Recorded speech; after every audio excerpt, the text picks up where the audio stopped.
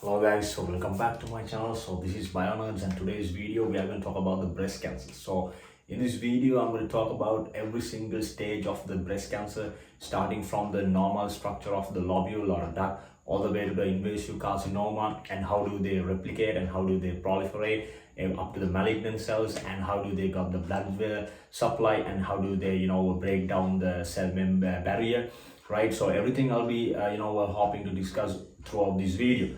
And before I go to the video, I would really suggest that if you haven't subscribed my channel, just make sure to subscribe my channel and make sure to hit the like button. If you have any question regarding this video, just make sure to comment in the comment section below, right?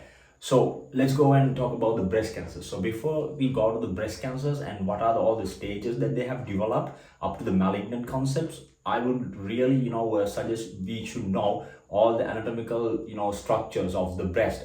And to label all the anatomical structure of the breast, so I got two diagrams over here. Here we got the cross section of the breast, and this is some kind of anterior look of the breast, right? So now let's go and label each part of the breast, right? So now here we got the cross section of the breast, and if I take a look those bulb type of structures that are popping out from those ducts, these guys are known as ductules.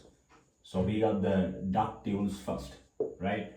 And with connecting to the ductules, you got some kind of terminal. Then this is what we call the terminal duct,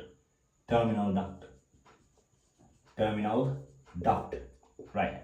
So when you go along the terminal duct, you can see some kind of another subduct has been merged to the terminal duct, and this duct has the specific ability to take all these things to the lobule. So this is the some kind of another duct running all the way down. This is what we call the lobule, right? So we got the another duct, that is what we call the collecting duct.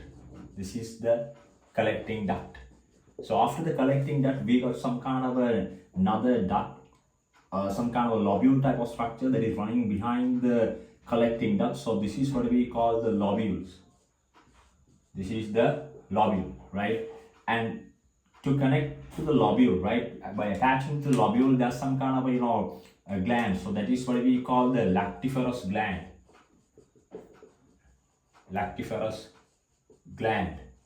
That is the place where those milk being secreted out. And to carry out those milk, there's another specific duct. That is what we call the lactiferous duct.